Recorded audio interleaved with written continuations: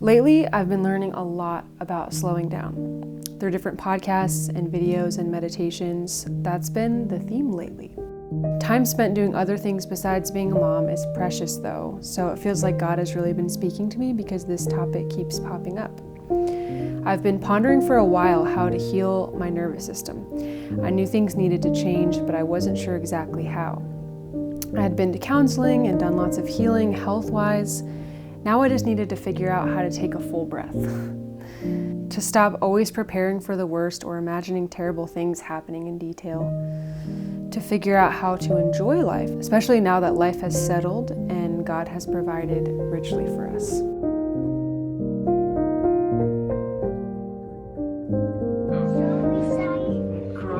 Thank you, Mama. Oh, thank you.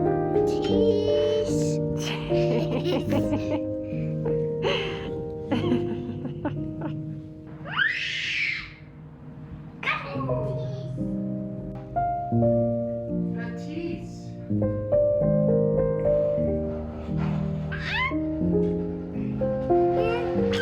I like that idea that God cares more about who we are becoming instead of what we're doing. Not that He doesn't care what we're doing, but maybe that He cares more about who we are. With so many things in my identity and motherhood shifting, it's a beautiful sacrificial reminder to not get so caught up in all these creative pursuits and big ideas and dreams and businesses, to be present with God and those around me, to maybe spend a season focusing more on my time with God and Him changing more about who I am. I think He's always changing who we are, but I think I've gotten so distracted and my life has been so full and stressful that I lost that priority. Am I the kind of mom I want to be, always rushing around and filling my time with distractions, or am I present, joy-filled, pouring from a full cup? Am I moving so fast I'm not taking time to enjoy life? Am I actually tasting my chocolate when I eat it? Wouldn't it taste so much better if I sat down and savored it? Wouldn't it be better to do one thing well rather than spread myself so thin trying to do so many things at once? I love how a lot of Jesus' ministry was interruptions. Like he'd be on a trip or be going somewhere and someone would stop him or interrupt him and he would heal someone or change someone's life. It's a beautiful picture of being present and slow. And John Mark Comer says that then you can truly love. Loving is not hurried. Even in the Bible when Jesus says, "Look at the birds of the air. They neither reap nor sow nor gather into barns, but your heavenly Father feeds them, takes care of them." He's reminding us, hey, stop, look at the birds. Which is kind of funny when you put it that way. Hey, look at the birds. But Jesus is inviting us to slow down, be present, and remember things about Him and about God, which I think is so beautiful. I've been thinking about my big goals for the future, which involve building a house and having land. Something God gently reminded me was that you can gain the whole world but lose your soul.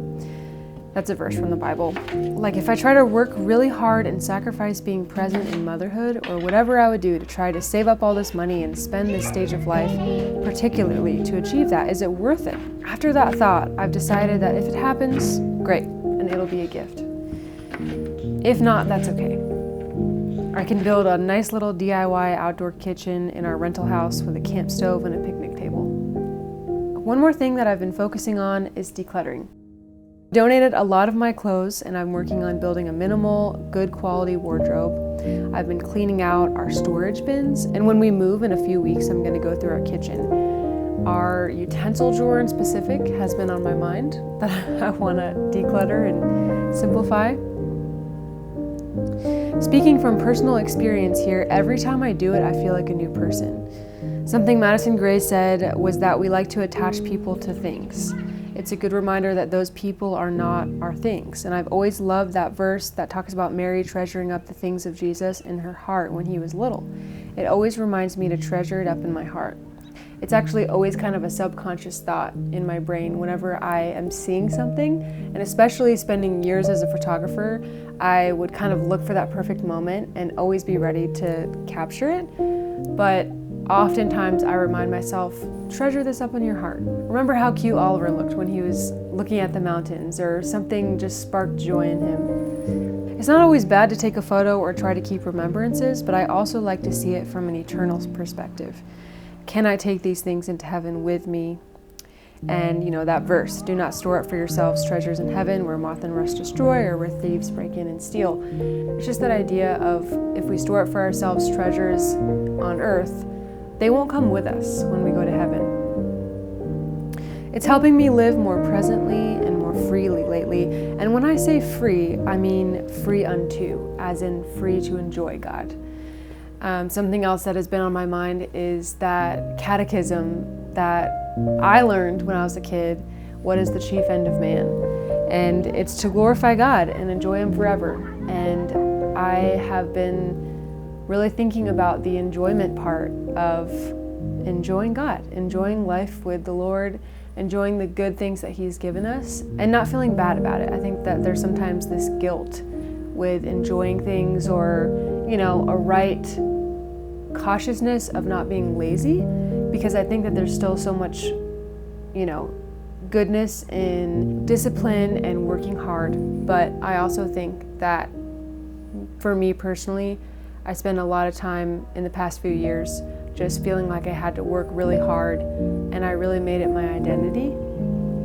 When God says, you are mine, I am your identity. You're a daughter of the King, you're chosen, you're loved. Find your identity in that, not how hard you work or what you accomplish. I just want to end with that full section from Matthew, that verse comes from, the birds of the air. Therefore I tell you, do not be anxious about your life, what you will eat or what you will drink, nor about your body, what you will put on. Is not life more than food, and the body more than clothing? Look at the birds of the air. They neither sow nor reap nor gather into barns, and yet your heavenly Father feeds them. Are you not of more value than they? And which of you by being anxious can add a single hour to his span of life? And why are you anxious about clothing?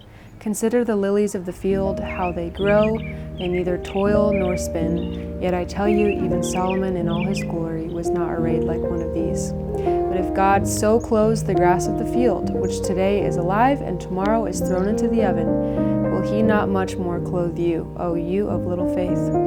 Therefore do not be anxious, saying, what shall we eat, or what shall we drink, or what shall we wear?